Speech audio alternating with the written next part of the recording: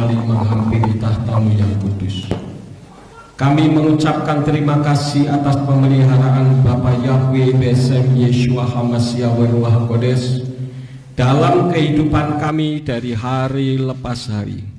Hingga pada saat ini kami boleh kembali menghampiri Engkau dalam perayaan Yom Kippur untuk melakukan kebenaran firman. Mari Tuhan ajar kepada kami untuk kami mengerti apa yang kami lakukan di dalam kehidupan kami. Jika ada kuasa penguasa roh jahat di udara yang akan merebut kebenaran firman, kami tolak dan kami patahkan di dalam nama Yeshua Hamasya. Kau pergi, keluar, tinggalkan tempat ini. Tinggalkan setiap hati dan pikiran kami, karena hati dan pikiran kami hanya kami tujukan bagi kebenaran firman Tuhan saja. Berikan kemampuan kepada kami bukan hanya untuk mendengar firman-Mu saja, melainkan juga melakukannya di dalam kehidupan kami. Terima kasih Bapa. Demi nama Adonai Yeshua Hamasya, Tuhan dan Juru Selamat kami, kami sudah berdoa dan mengucap syukur. Haleluya. Semua yang percaya katakan amin. Shalom Aleichem. Puji Bapak Yahweh, Bapak Ibu Saudara sekalian. Sekarang tanggal 27 September pada pukul 18 tadi kita mulai masuk perayaan Yom Kippur, tepatnya tanggal 10 Tisri. Ada 7 perayaan yang diperintahkan oleh Bapak Yahweh untuk dirayakan. Saya tidak akan memperinci karena saya sudah pernah menyampaikan. Tetapi salah satu di antara 7 perayaan adalah perayaan Yom Kippur. Dan masih ada satu lagi yaitu Sukkot. Ini kita sudah masuk 5781 ya. Tanggal 10 Tisri. Tahun barunya tanggal berapa saudara-saudara? Tanggal 1 Tisri ya. Nah, apa yang dilakukan orang pada perayaan Yom Kippur dan apakah perayaan Yom Kippur itu? Saya akan mendasari firman pada saat ini. Saya beri judul Bapa Yahweh tempat pengungsian. Biasanya orang mengungsi itu ketika dalam keadaan bagaimana saudara-saudara? Dalam keadaan bahaya. Bahayanya apa? Biasanya peperangan, bencana alam, pokoknya hal-hal yang membahayakan kita. Sebelum bahaya itu datang, kita sudah terlebih dahulu mengungsi. Dan tempat pengungsian adalah tempat yang paling aman. Nah, judul firman pada malam hari ini adalah Bapa Yahweh tempat pengungsian. Artinya Bapa Yahweh itu tempat yang aman untuk kita berlindung, saudara-saudara. Nah, apa yang dilakukan oleh orang Yahudi pada perayaan Yom Kippur? Mereka berpuasa 25 jam dari pukul 18. Kenapa mereka berpuasa? Kalau kita membaca di dalam kitab suci, di dalam perjanjian lama, puasa itu lambang apa, saudara-saudara? Saya pernah sampaikan dulu kepada saudara, saya akan ingatkan, puasa itu lambang apa? Lupa. Puasa itu lambang pertobatan. Ingat ketika Bapa Yahweh akan membumi hanguskan, akan menghancurkan Niniwe, apa yang dilakukan penduduk Niniwe? Mereka berpuasa. Bahkan sampai binatang pun disuruh berpuasa, tidak diberi makan. Itu menandakan pertobatan.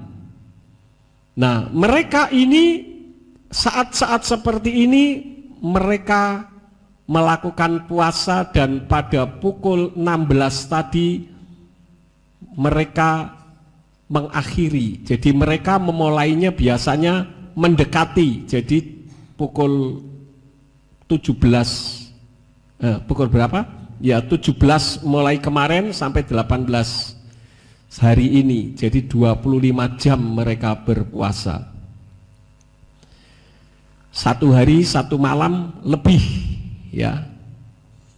Nah, Bapak Ibu Saudara sekalian, perayaan Yom Kippur adalah satu di antara 7 perayaan. Sekarang ini dirayakan oleh Yudaisme. Tetapi kita bukan ikut-ikutan Yudaisme. Kenapa? Karena 7 perayaan itu adalah perayaan-perayaan yang diperintahkan oleh Bapa Yahweh untuk dirayakan dari generasi ke generasi, turun-temurun. Jadi bukan kita ikut-ikutan Yudaisme, bukan, walaupun Yudaisme merayakannya. Karena itu jangan kita merayakan sesuatu yang kita tidak tahu. Banyak orang merayakan sesuatu karena ikut-ikutan, karena tidak tahu apa yang dia lakukan. Contoh yang selama ini dilakukan oleh gereja-gereja adalah ketika merayakan hari kematian Yeshua HaMashiach. Apa yang mereka lakukan? Merayakan apa? Kematian Yeshua HaMashiach. Jumat Agung. Kalau kebangkitannya Paskah. Padahal itu salah. Jumat Agung tidak ada. Paskah itulah kematian Yeshua HaMashiach. Walaupun sebetulnya orang-orang Yahudi merayakan Pesak atau Paskah itu bukan untuk merayakan kematian Yeshua. Tetapi 7 perayaan itu semua mengacu kepada Yeshua HaMashiach. Nah, biasa mereka melakukan puasa sebelumnya, yaitu selama 25 jam sebagai bukti pertobatan. Karena itu apa yang dilakukan oleh orang Yahudi ketika mereka merayakan perayaan Yom Kippur, mereka saling meminta maaf satu dengan yang lain. Saya kenal dengan saudara, mungkin tanpa sadar saya menyakiti saudara. Saya ngomong dengan perkataan yang bagi saya tidak ada apa-apa, tetapi ternyata tanpa saya sadari saudara terlukai hatinya oleh apa yang saya ucapkan. Misalkan demikian. Nah, dalam perayaan Yom Kippur itulah mereka saling bermaaf-maafan. Kalau di Indonesia biasanya kapan bermaaf-maafan? Idul Fitri. Nah, Bapak Ibu Saudara sekalian, selain perayaan Yom Kippur itu untuk saling memaafkan, adanya pertobatan diri, ya, yaitu hari penghakiman untuk individu dan semua orang, juga disebut hari penebusan dosa.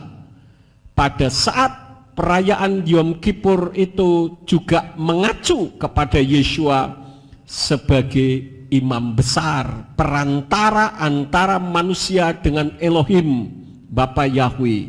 Karena sejak Adam dan Hawa jatuh di dalam dosa, maka manusia tidak bisa lagi berkomunikasi dengan Tuhan, berhadapan muka dengan muka, karena radiasi kekudusan Yahweh membuat manusia yang berdosa mati. Itulah sebabnya ketika Yahweh turun di tengah umat-umatnya ketika ada di padang gurun, mereka harus menyiapkan ruangan khusus yang disebut ruang Maha Kudus. Sehingga kalau orang yang masuk ke ruangan itu di mana hidupnya belum dikuduskan, maka orang itu akan mati ketika Yahweh turun di tengah-tengah mereka. Karena itu ada salah satu perlengkapan pakaian imam besar adalah giring-giring. Kalau zaman dulu waktu saya masih kecil itu ada anak kecil yang dikasih kerincingan. Ya, orang tua masak sambil telinganya dengerin kerincingannya kemana. Kalau kerincingannya semakin jauh, berarti anaknya meninggalkan jauh. Harus masakannya ditinggal dulu, ambil anaknya didekatkan lagi, kira-kira begitu. Nah, ketika imam besar masuk ke ruangan Maha Kudus, lama nggak keluar-keluar, ada salah satu tali efod yang panjang, itu nanti ditarik-tarik kayak stagen gitu ya, ditarik-tarik dari luar. Kalau ditarik-tarik dari luar tidak ada jawaban, kerincingan kaki dari imam besar, berarti imam besarnya kenapa? Mati. Nggak bisa ketika kita lihat ada imam besar mati, lalu orang masuk ke ruangan Maha Kudus mengambil mayatnya, ikut mati juga nanti, saudara-saudara. Dan imam besar itu berperan sebagai perantara antara manusia dengan Bapa Yahweh. Nah, dalam perayaan Yom Kippur, Yeshua berperan sebagai imam besar. Kenapa? Karena ketika Adam dan Hawa jatuh di dalam dosa, putus hubungan antara Elohim dengan manusia, maka hanya ada satu manusia dalam tanda petik yang bisa menjadi penghubung antara Elohim dengan manusia, yaitu manusia yang kudus, yaitu Yeshua HaMashiach. Itulah sebabnya di dalam 1 Timotius kita lihat 1 Timotius pasal yang kedua ayat yang kelima, di sana dikatakan, sebab Elohim adalah satu pula pengantara antara Elohim dan manusia, yaitu manusia HaMashiach Yeshua. Ki Elohim echad hu umelitz echad bein Elohim uvein anashim hu hais Yeshua HaMashiach. Jadi yang bisa menjadi perantara antara manusia dengan Tuhan hanya satu, manusia kudus. Manusia pun dalam tanda petik yang saya seringkali katakan, Yeshua adalah Elohim yang turun ke bumi dalam wujud manusia. Dia bukan manusia karena tidak ada unsur manusia. Unsur manusia itu apa? Terjadi percampuran antara spermatozoid dengan ovum, sperma laki-laki dengan sel telur perempuan. Sedangkan Yeshua tidak ada. Kitab suci katakan Yeshua dilahirkan dari apa, saudara? Dari Ruach HaKodes. Jadi Yeshua ini bukan sembarangan manusia, hanya wujudnya, kelontongannya, kira-kira begitu. Kelontongannya manusia, tetapi dia adalah Elohim yang turun ke bumi karena mencintai manusia. Itu adalah peringatan Yom Kippur. Tetapi Bapak Ibu Saudara sekalian, kalau saudara perhatikan sekarang ini, orang-orang Yahudi merayakan perayaan Yom Kippur bukan hanya untuk hari pendamaian, tetapi juga untuk memperingati perang 6 hari antara Mitzrayim atau Mesir dengan Suriah, dibantu oleh negara-negara Arab yang lain, di mana mereka menyerbu Israel. Jadi Yom Kippur ini sekarang dikenal dengan perang Yom Kippur atau perang Ramadan. Kenapa disebut perang Ramadan? Karena terjadi peperangannya ketika Ramadan sedang terjadi, saudara-saudara. Saya coba mencari data-data bagaimana kesulitan orang-orang Yahudi pada saat perang Ramadan tersebut. Nah, yang menjadi pertanyaannya, sejak zaman dulu ketika Yahweh memulangkan mereka dari Babel menuju ke tanah perjanjian kembali, mereka mulai hidup bermasalah dengan Yahweh. Kenapa? Karena mereka mengganti namanya menjadi Hashem, yang artinya nama itu, dan diganti menjadi Adonai atau Tuanku, yang menyebabkan nama Yahweh tidak dikenal di antara mereka. Karena itu di dalam kitab Hakim-Hakim pernah terjadi satu generasi tidak mengenal Yahweh. Dan ini yang menjadi penyebab bagaimana orang-orang Ibrani sampai detik ini selalu bermasalah. Karena mereka tidak tunduk kepada firman, mereka lebih tunduk kepada Talmud, saudara-saudara. Talmudlah yang melarang orang menyebut nama Yahweh. Berakot Sotah 38b, Misnah Sotah pasal 7 ayat 6, dan Misnah Tamid pasal 7 ayat yang kedua. Di situ diajarkan kalau di luar sinagog menyebut Yahweh harus dengan perumpamaan, yaitu dengan Hashem yang artinya nama itu, dan Adonai yang artinya Tuanku. Padahal kitab suci tidak mengajarkan demikian.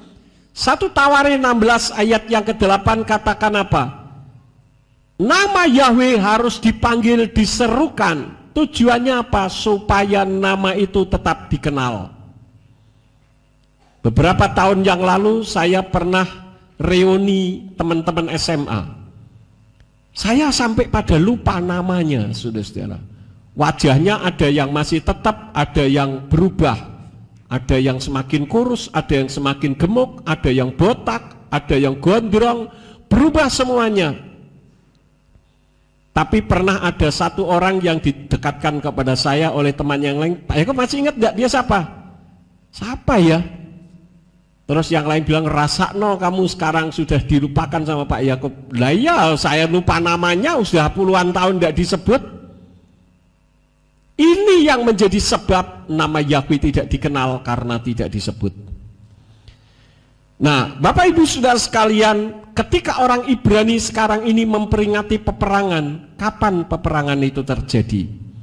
Tepatnya pada tanggal 9 sampai tanggal 26 Oktober tahun 1973. Saya menemukan data-data kondisi peperangan saat itu. Coba nanti saya akan sampaikan.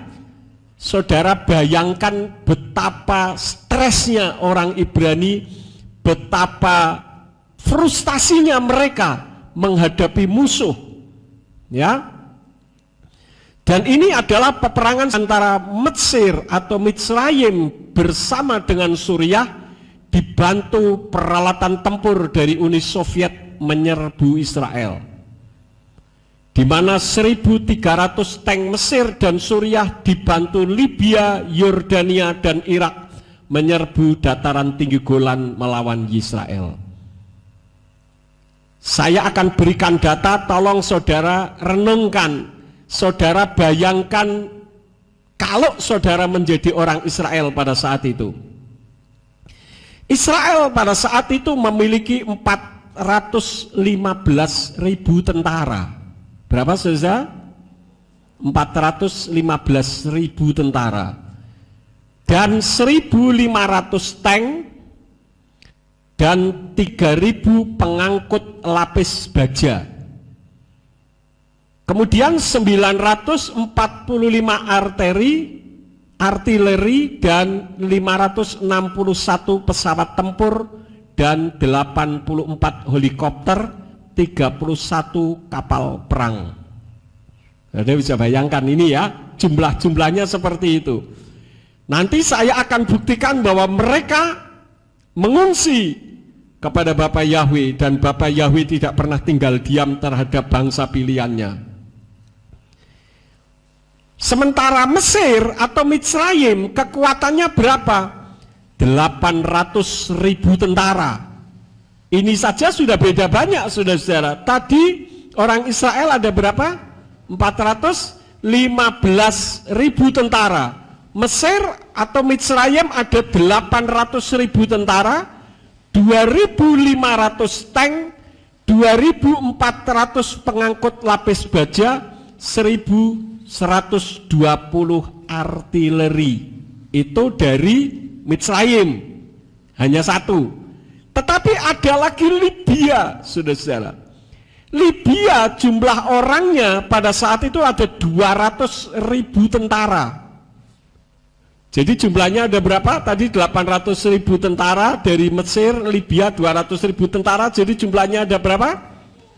1 juta tentara, 1.700 tank dan 2.400 pengangkut lapis baja, serta 1.090 artileri dan 690 pesawat plus 161 helikopter. Tadi kalau 690 itu bukan pesawat biasa, pesawat tempur, saudara-saudara. Kemudian ada 104 kapal perang, itu Libya. Keroyok lagi satu lagi dengan Suriah. Suriah ada 150.000 tentara. Jadi jumlahnya ada 1.150.000 tentara, 1.400 tank, 900 pengangkut lapis baja, 600 artileri, 350 pesawat tempur, 36 helikopter, dan 21 kapal perang. Udah banyak ya. Tambah lagi Irak. Irak itu yang dulu terkenal, siapa namanya pemimpinnya? Saddam Hussein ya. Ya, itu sangat terkenal. Irak mengeluarkan 60.000 tentara, keluarkan juga 700 tank dan 500 pengangkut lapis baja, 200 artileri dan 73 pesawat tempur. Saudara-saudara, saudara bisa bayangkan betapa mengerikannya kejadian itu.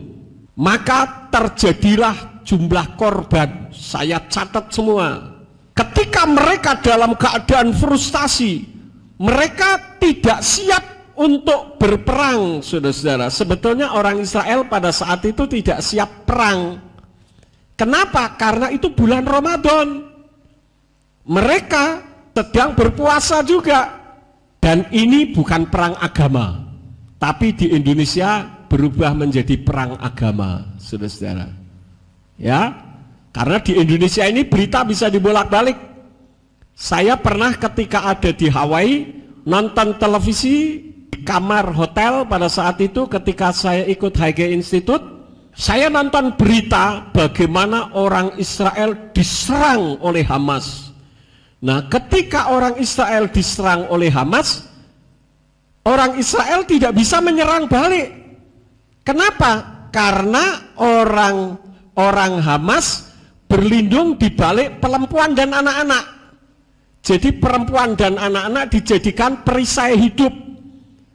Mereka mengumpulkan perempuan-perempuan dan anak-anak untuk menjadi perisai. Nah, orang Israel tidak mau membunuh orang yang tidak berdosa. Akibatnya orang Israel mengadakan negosiasi supaya perempuan dan anak-anak meninggalkan mereka. Sebagian ada yang meninggalkan, sebagian ada yang mati-matian mempertahankan, dan terpaksa orang Israel menghantam, dan banyak yang mati, anak-anak dan perempuan yang tidak mau meninggalkan Hamas. Ketika saya pulang ke Indonesia, berita itu baru muncul di Indonesia, dikatakan orang Israel menjadi pembunuh massal, pembunuh anak-anak dan perempuan. Tapi ketika Hamas nyerang terlebih dahulu, tidak diberitakan. Sehingga di Indonesia ini orang begitu benci terhadap orang Israel. Tetapi kita melihat kedatangan Yeshua HaMashiach sudah hampir tiba. Sekarang kalau saudara mengikuti dunia dalam berita, apa yang sedang terjadi di Timur Tengah? Orang Israel sedang berdamai dengan orang-orang dan negara-negara Arab. Ini akan menggenapi firman di mana semua akan mengatakan damai, damai, damai. Ternyata terjadi kesudahannya. Tanda-tanda kedatangan Yeshua HaMashiach. Ini sekarang sedang terjadi perdamaian antara orang Israel dengan negara-negara Arab. Nah, saudara-saudara, dalam peperangan Yom Kippur itu, korban orang Israel ada 2.656 Israel tewas, 7.250 luka-luka, 400 tank hancur, 600 dapat diperbaiki. Jadi yang rusak ada bisa diperbaiki. Kemudian 102 pesawat tempur hancur, itu dari pihak Israel. Nah, korban Mesir atau Mitzrayim dan sekutunya dari Mesir itu 8.528 ditambah sekutunya ada 15.000 orang tewas. 19.540 luka-luka, dari sekutunya ada 35.000 orang luka-luka.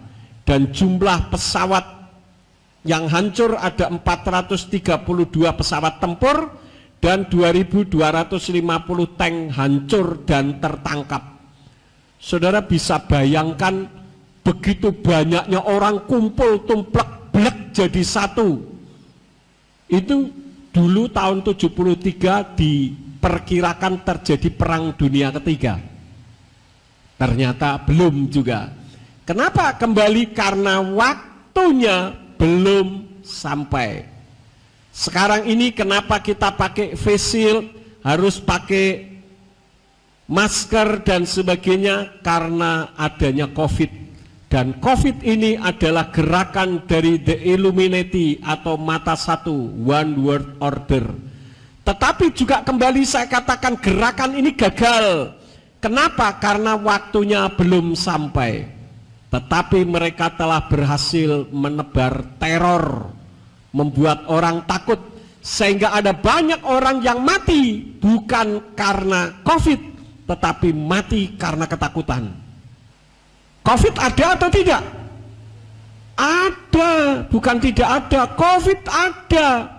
Maka dari itu kita harus mengikuti peraturan pemerintah, menggunakan face shield, menggunakan masker, supaya kita jangan tertular. Oh, udah bisa Pak, saya anak Bapak Yahweh pasti tidak tertular. Tidak bisa kita ngomong begitu, saudara-saudara. Itu artinya kita mencobai Tuhan. Kalau sudah tahu ada bahaya, ya kita menghindar. Paham ya? Nah, saat pertama itu orang Israel tidak menyadari, karena mereka berpikir, jadi mereka tidak siap berperang karena sedang Ramadan. Masa Ramadan kok perang? Dan peperangan itu begitu mendadak, artinya mereka sudah merancangkan peperangan.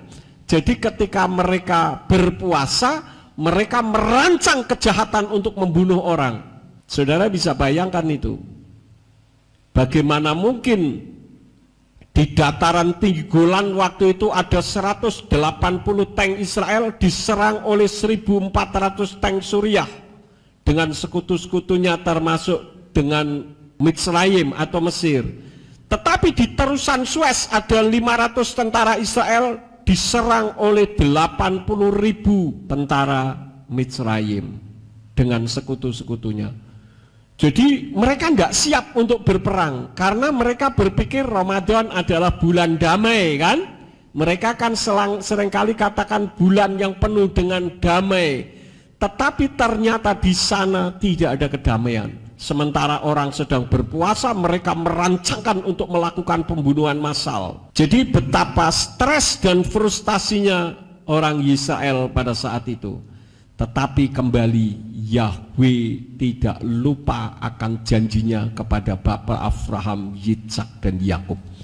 Dia yang menyatakan adalah Yahweh Nisi, yaitu Yahweh Sang Panji-Panji yang membawa kemenangan. Maka Yahweh tidak melupakan janjinya. Maka dari itu ketika mereka jadi budak di Mitzrayim, mereka berteriak kepada Yahweh. Teriakan itu sampai terdengar oleh Yahweh. Kita membuka ayatnya di dalam Keluaran pasal yang kedua. Keluaran pasal yang kedua ayat yang ke-24. Mulai ayat 23 saja. Dan terjadilah sesudah sekian lama berlalu, matilah Raja Mitzrayim, tetapi Bani Israel masih mengeluh oleh karena perbudakan. Dan mereka menjerit dan teriakan mereka karena perbudakan itu naik kepada Elohim. Dan Elohim mendengar keluh kesah mereka. Dan teringatlah Elohim akan perjanjiannya dengan Abraham, dengan Yitzhak, dan dengan Yakub. Dan Elohim melihat Bani Israel dan memedulikan mereka. Inilah Yahweh Nisi. Saudara dan saya adalah orang yang sudah mengenal Yahweh. Apakah saudara masih beriman bahwa dia adalah Yahweh Nisi bagi kita? Dia adalah Yahweh Sang Panji-Panji yang membawa kemenangan bagi kita. Jadi ketika kita berada dalam masa yang sulit, dalam masa yang bahaya, entah bahaya masa depannya, entah bahaya kesehatannya, entah bahaya apa saja yang ada di dalam kehidupan saudara, mengungsilah kepada Bapa Yahweh, karena dia selalu ingat akan janjinya kepada bangsa pilihannya. Saudara dan saya adalah bangsa pilihan Yahweh. Nanti kita akan tahu kenapa bisa seperti itu. Kita melihat bagaimana pemeliharaan Bapa Yahweh terhadap bangsa pilihannya. Yang pertama adalah ketika mereka di padang gurun. Kita membuka di dalam Keluaran pasal yang ke-13. Keluaran pasal yang ke-13 ayat yang ke-21 sampai 22. Dan Yahweh berjalan di depan mereka pada siang hari dalam tiang awan, guna menuntun mereka di jalan, dan pada malam hari dalam tiang api, guna menerangi mereka untuk dapat terus berjalan siang dan malam. Dia tidak membuat tiang awan itu lenyap pada siang hari dan tiang api pada malam hari, hari hadapan umat itu.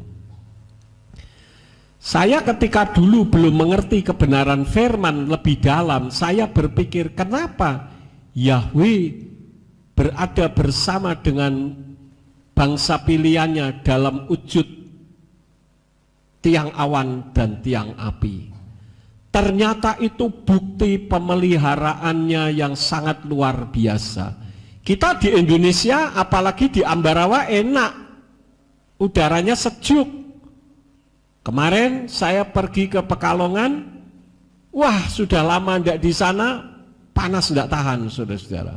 Sama seperti di Semarang, panas, Surabaya panas. Kalau Ambarawa sejuk, Ambarawa saja kalau siang sekarang panas, ya. Nah, perlu saudara ketahui di padang gurun itu cuacanya ekstrim. Kalau siang panasnya luar biasa, kalau malam dinginnya luar biasa. Saya ingat betul dulu waktu saya ada di kota Yeriko, ketika mau lihat pohon yang dinaiki oleh siapa, saudara-saudara? Dinaiki oleh Zakius, ya. Pada saat itu cuacanya sangat panas, saudara-saudara. Saya pakai sandal itu seperti di atas kompor. Jadi sandal saya itu panas, jadi kaki saya siram air. Itu sebentar saja air sudah kering. Saya pikir saya mau lepas sandalnya, tambah tidak kuat. Saking panasnya luar biasa. Tetapi kalau malam dinginnya minta ampun, saudara-saudara. Nah, karena itulah maka Yahweh memelihara mereka. Kalau siang dalam bentuk tiang awan, supaya terik matahari tidak langsung mengena bangsa pilihannya, karena tertutup oleh awan. Kalau malam dingin sekali, tiang awan itu berubah menjadi tiang api, sehingga api itu bisa menghangatkan mereka sekaligus bisa menjadi penerang mereka. Mereka kan ada di padang gurun, mereka tidak bawa HP yang bisa keluar cahayanya. Zaman itu belum ada HP, ya. Atau mereka bawa aki di tenteng-tenteng, nanti di stro malam bisa, nggak ada waktu itu. Jadi kalau malam gelap gulita, karena mereka hanya mengandalkan bulan. Tapi Yahweh memelihara mereka dengan tiang api, sehingga mereka tetap berada di tempat yang terang sekaligus hangat.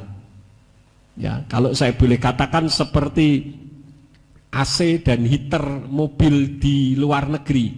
Kalau di Indonesia kan adanya hanya AC saja, Kalau panas dinyalakan supaya dingin. Kalau di luar negeri itu bisa berubah, saudara-saudara. Bisa jadi heater. Kalau musim dingin, heaternya dinyalain sehingga di dalam mobil jadi hangat. Kira-kira begitu ya. Jadi di sini kita melihat bagaimana Yahweh selalu memelihara bangsa pilihannya. Cuman tidak enak-enak begitu saja. Kita harus percaya ketika kita beriman kepada Bapa Yahweh, maka Dia pun memelihara kita. Saudara percaya atau tidak? Kita harus beriman bahwa Bapa Yahweh menjaga, memelihara kita. Seperti Bapa Yahweh menjaga dan memelihara bangsa pilihannya. Ketika kita menghadapi masalah, kita tinggal mengungsi, kita tinggal berada di bawah kaki Bapa Yahweh sebagai tempat perlindungan kita. Ya tentu saja enggak enak-enak begitu saja, ada hukumnya. Hukumnya apa? Kita membuka di dalam kitab Ulangan pasal yang ke-28. Ulangan pasal yang ke-28 ayat 9. Di sana dikatakan, Yahweh akan menetapkan engkau sebagai umat yang kudus bagi dirinya, sebagaimana Dia telah bersumpah kepadamu, apabila engkau memelihara perintah-perintah Yahweh Elohimmu dan hidup menurut jalannya. Jadi Yahweh akan memelihara kita, akan menjadi tempat pengungsian bagi kita, asal kita apa? Memelihara perintah-perintahnya. Maka Dia akan menjadi pelindung kita. Dia akan menjadi tempat yang aman untuk kita mengungsi di sana. Tetapi sebaliknya kita melihat ayat yang ke-15, dan akan terjadi apabila engkau tidak mendengarkan suara Yahweh Elohimmu dengan memelihara sambil melakukan semua perintahnya dan ketetapan-ketetapannya yang aku perintahkan engkau pada hari ini, maka segala kutuk ini akan datang kepada engkau dan menimpa engkau. Jadi jangan enak-enak, pokoknya percaya Yahweh sudah. Kok enak ya. Saya kemarin nonton video YouTube-nya Om Pen lucu. Orang yang berdosa orang lain, yang jahat orang lain kok ditimpakan kepada kita. Tidak masuk akal. Dan tidak ada hukumnya orang jahat masuk surga. Tidak ada. Karena itu lakukan kebenaran firman, saudara-saudara. Ya. Lalu yang menjadi pertanyaan, sejauh apa sebagai tempat pengungsian bagi kita Bapa Yahweh itu? Kita membuka di dalam kitab Yesayahu pasal yang ke-25. Yesayahu pasal yang ke-25. Kita membuka ayat 1 sampai ayat yang ke-4. Saya akan baca, demikian bunyinya. Ya Yahweh, engkaulah Elohimku, aku akan meninggikan engkau. Biarlah aku memuji namamu karena engkau telah melakukan perkara yang ajaib. Rancangan-rancangan dari dahulu adalah keteguhan dan kesetiaan. Sebab engkau telah membuat sebuah kota menjadi timbunan, kota yang berkubu menjadi reruntuhan. Puri orang-orang asing dalam kota tidak akan dibangun untuk selamanya. Oleh sebab itu bangsa yang perkasa memuliakan engkau, kota bangsa-bangsa yang bengis akan takut kepadamu. Ayat yang keempat, perhatikan. Sebab engkau telah menjadi tempat pengungsian bagi orang miskin, tempat pengungsian bagi orang yang membutuhkan dalam kesesakannya, sebuah tempat perlindungan dari badai, tempat bernaung dari panas ketika roh yang bengis bagaikan badai menerjang tembok. Jadi di sini ada tempat pengungsian secara utuh Yahweh terhadap umatnya. Yang pertama secara jasmani. Di sana disebutkan orang miskin Ini berbicara tentang sesuatu yang jasmani sifatnya, seperti yang Yesua pernah ajarkan di dalam kitab Matius pasal yang ke-5 ayat yang ke-3. Di sana dikatakan, berbahagialah orang yang miskin dalam roh, karena kerajaan sorga adalah milik mereka. Jadi ketika saudara dalam keadaan miskin secara jasmani, katakanlah secara ekonomi atau secara ilmu pengetahuan, jangan saudara berharap kepada manusia, berharaplah kepada Bapa Yahweh. Seringkali ketika kita dalam keadaan terdesak, siapa yang ada di dalam pikiran kita?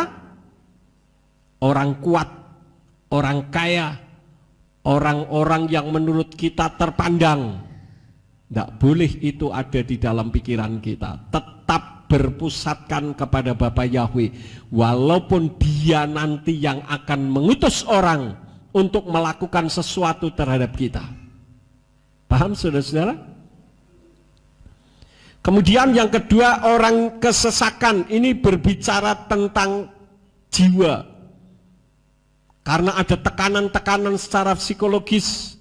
Dan itu sesuai dengan apa yang tertulis di dalam kitab Matius pasal 11 ayat yang ke-28. Di sana dikatakan, marilah kepadaku kamu semua yang berlelah dan berbeban berat, dan aku akan menyegarkan kamu. Ini bukan berbicara secara jasmani, tapi secara jiwa. Ya.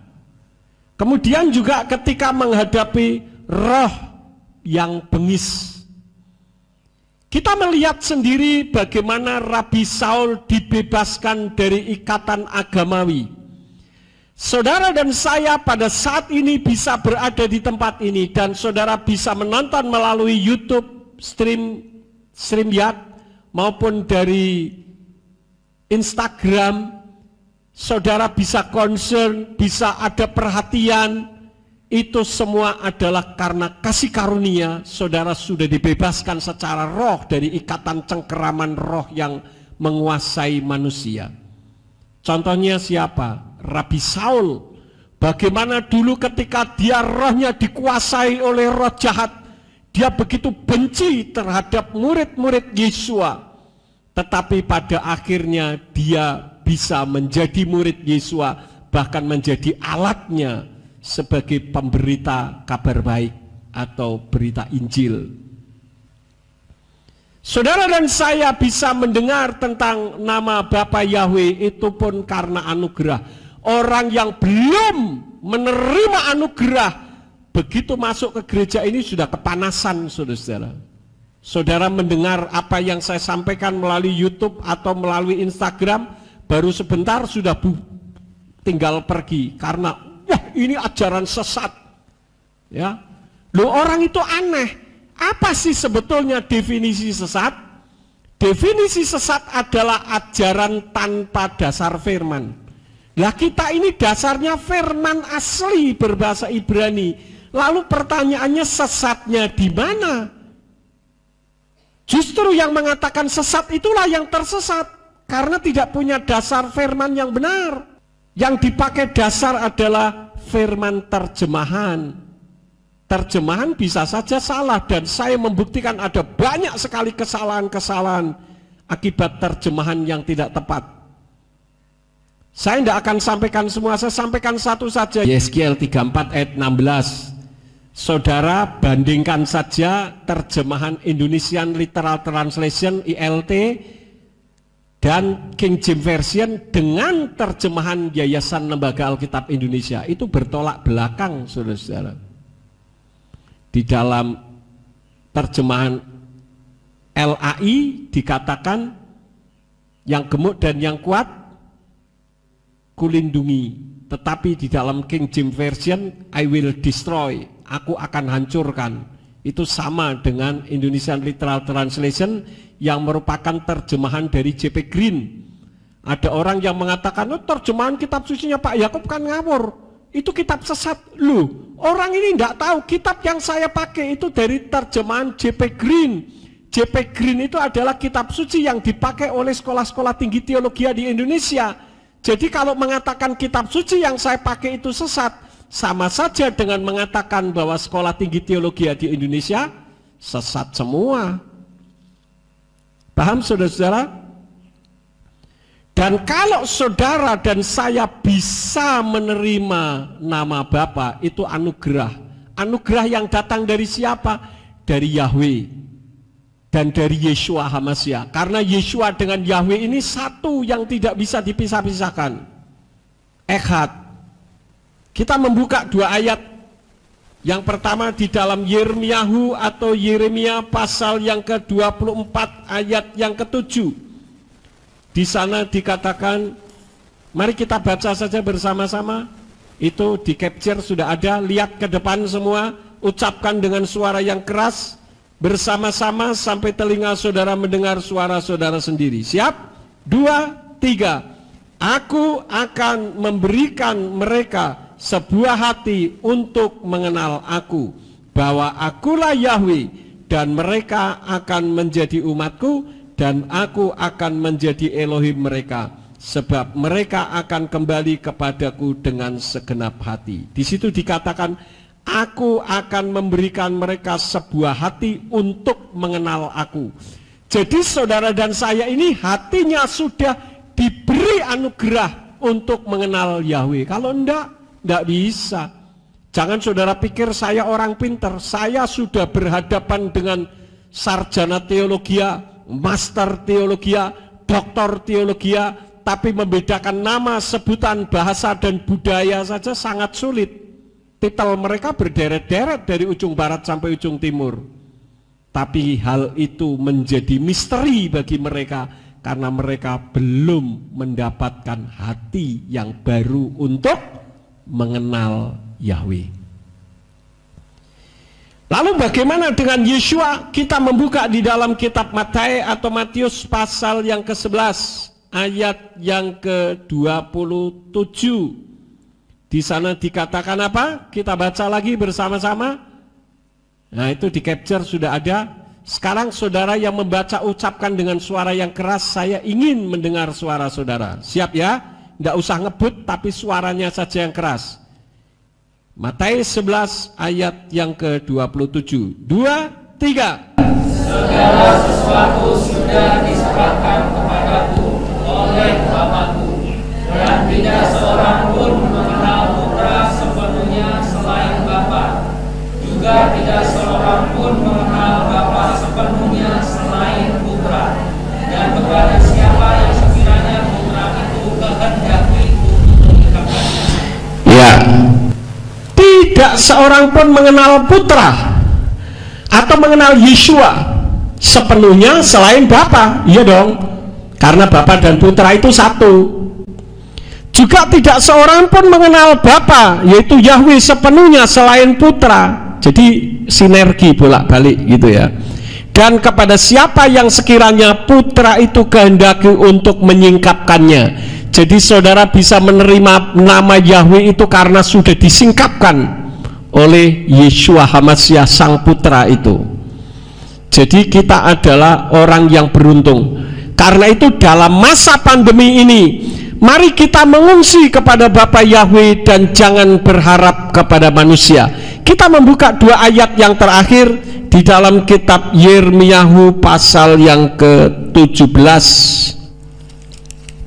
Yirmiyahu pasal yang ke-17 ayat yang ke-5. Saya minta saudara lagi yang baca dengan suara yang keras, supaya ini bisa menjadi suara Tuhan di dalam kehidupan saudara. Itu ada di capture. Siap menghadap keluar ke depan. Sekarang baca dengan suara yang keras. 2, 3.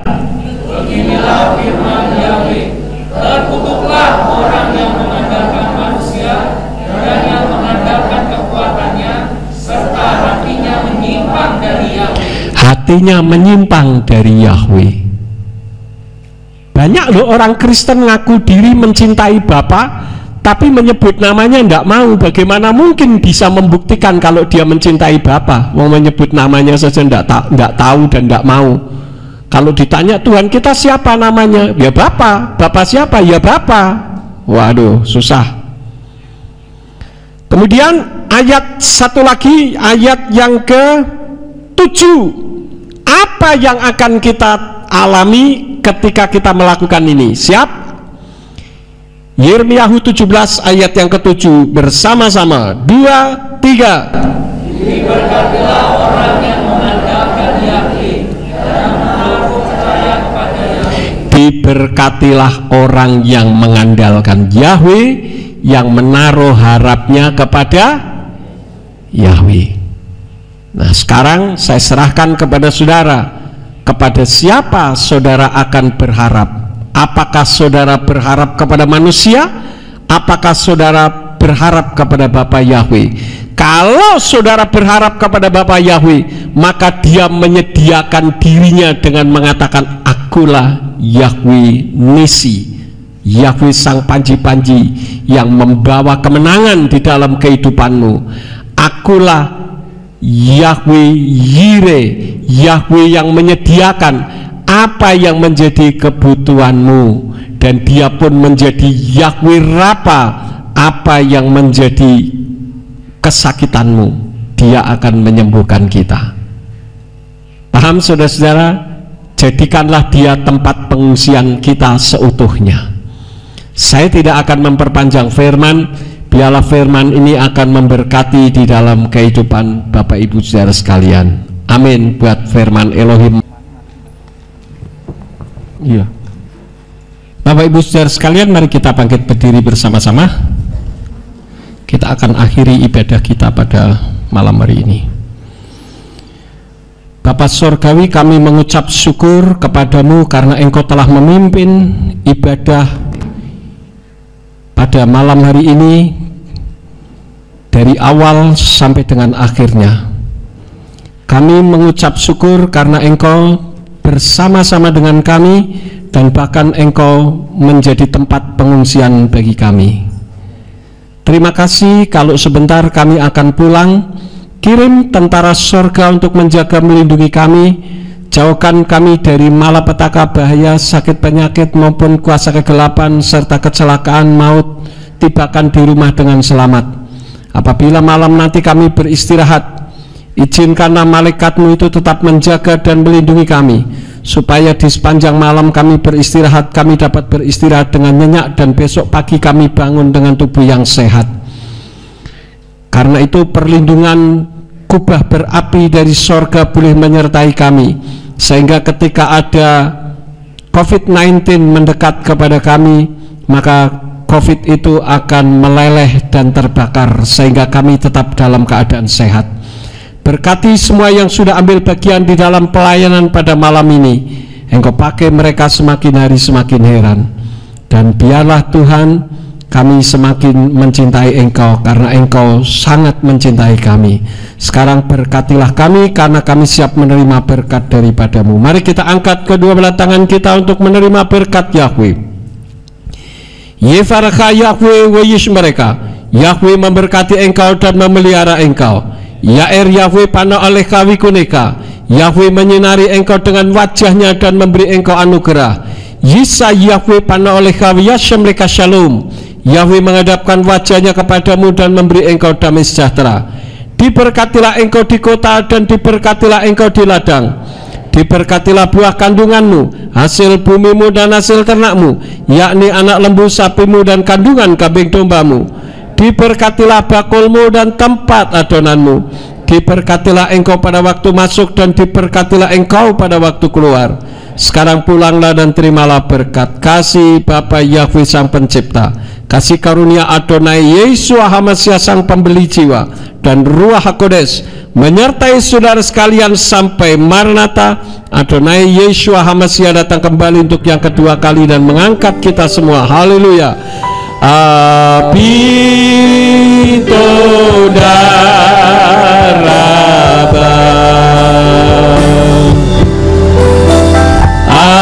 abito daraba, abiseba sa